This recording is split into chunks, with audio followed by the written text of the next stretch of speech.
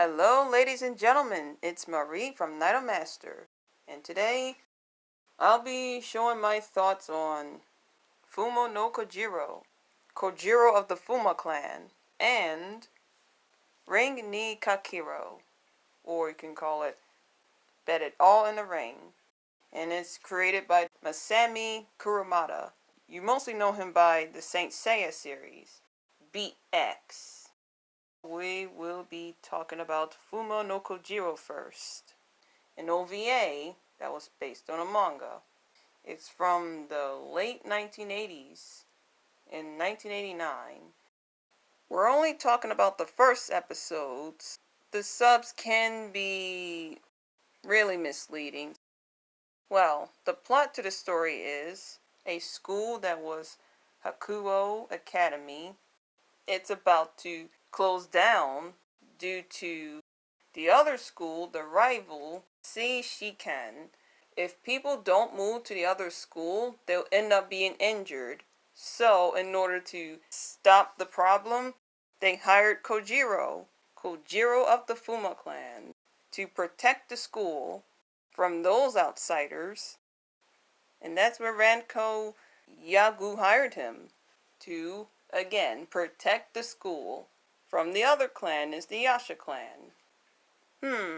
I say, the story sounds interesting, that there's groups of clans protecting the school, and they are considered ninjas. Really? They don't seem like ninjas. Masked people with slippers? No, not slippers. Those wooden flip-flops, whatever you call it. You know, like Shinobi. I'm talking about the video game of Shinobi. I thought of those ninjas. To me, they're not really ninjas. They're just students that does martial arts and ninja stuff. And they are fast like the wind. They do show some wind scenes in that first episode. Not all ninjas that be max. I learned that from Overwatch.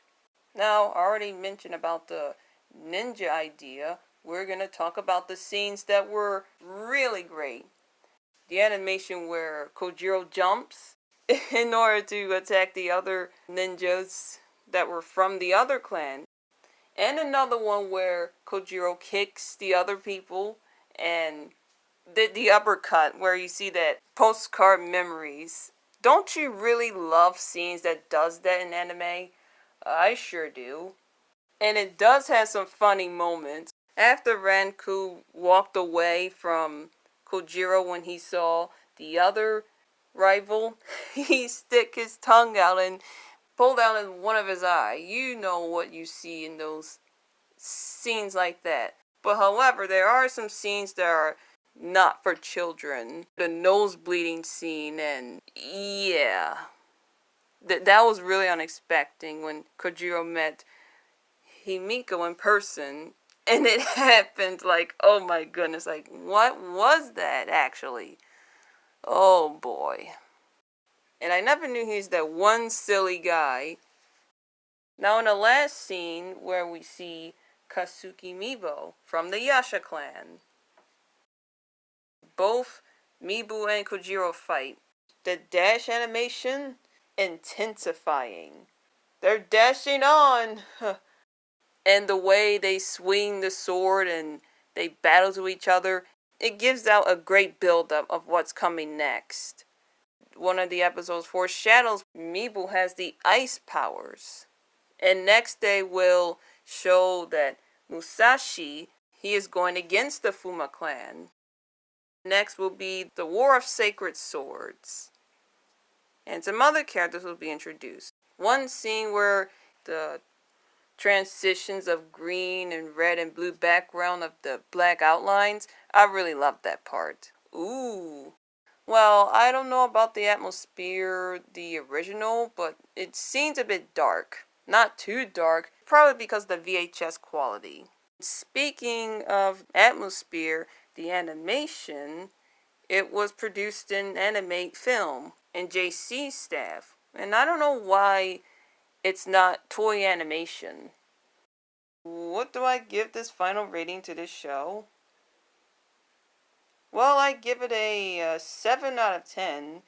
in which I never noticed that Kojiro voice, it's the same person who did Lock the Superman and Cats from Zeta Gundam and other shows that he was in. And so is the other characters I mentioned. In scenes of Musashi, you see the blue coloring and the shades and that white wind. It just gives him a great character introduction of somewhat 50 seconds. Now we're gonna move on to Ring Ni Kakero, Kurumada's very first series before Fuma No Kojiro, Saint Seiya, and Beat X. Ring Ni Kakero from the late 70s in 1977, which is a manga that took 20 years to make an actual anime.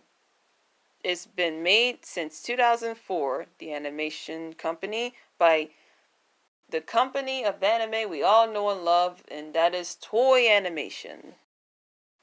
The story starts with Ryuji Takane and Kiku, Ryuji's sister.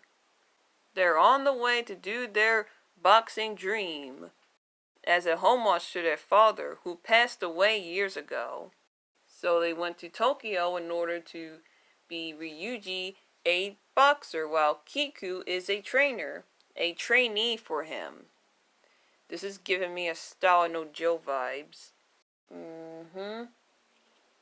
In the first episode, we see they're on a middle school tournament battle to fight one-on-one. Oh boy, these scenes, man. They introduced the characters that's from the main series so quickly. Ryuji doing his fighting moves, but for some reason doing like the same one. While Jun, he has a golden arm, but has some problems that end up having his arms just like glass. It's all because of that Galaxy or Galaxane exercise machine. I don't know. I forgot. I'm really sorry. This is like... Yesterday was a blind reaction. I was expecting where, after Ryuji keeps punching June, he was not going to do that same move, but he did it anyway. I was like, wow. As Kiku said, don't do it. What happens? June punches him for keep doing the same move. Some blackout moment where Ryuji sees his mother, but turns away. Once a person goes on their knees, that means they lost the motivation. How do they do that? The way they add the dialogue is heart-wrenching and telling you something about being a failure. It motivates you to not do that. Like, you don't want to end up going on your knees and give up. You gotta stand up. The episode ends where it's part 1, part 2 thing. The fighting is not over yet, but those punching scenes and everyone's getting confused, like, hey, why they're not fighting? They're staring at each other. Their fists were so fast that their faces were cut open and their body, like their shirt was been ripped. Oh my gosh, they're really punching that fast while nobody's not realizing that they're doing it. They thought they just only staring at each other like a staring contest. The dragon's wrist and the dragon's ankle. Ryuji must release it. I think I must be pronouncing his name wrong this whole time. I think I am. Whoops. Now for animation wise, the animation is amazing. Like, the quality is so crisp and clear because of 2000 animation where it's no longer cells. But I still appreciate cell animation, but computer animation in 2D just makes it a big improvement. And the characters' expressions too, when they go all shocked about what's gonna happen next or what is currently happening.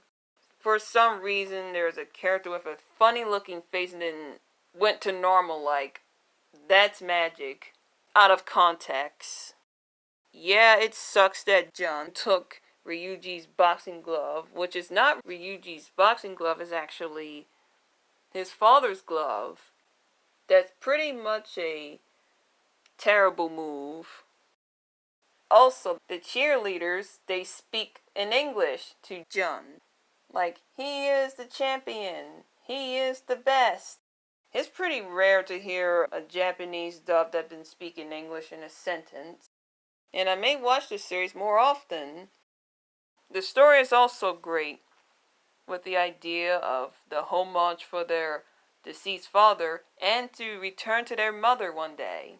They haven't seen their mother for years after they left their hometown and go to Tokyo in order to be the best boxer for Ryuji. I give the episode final rating is 7.8 out of 10. Of the expression wise, of the characters, and things intensifies. That's all I like to say for my thoughts on the first episodes of Kojiro of the Fuma clan and Bet It All in the Ring. It's Marie from Night of Master. Thank you for listening.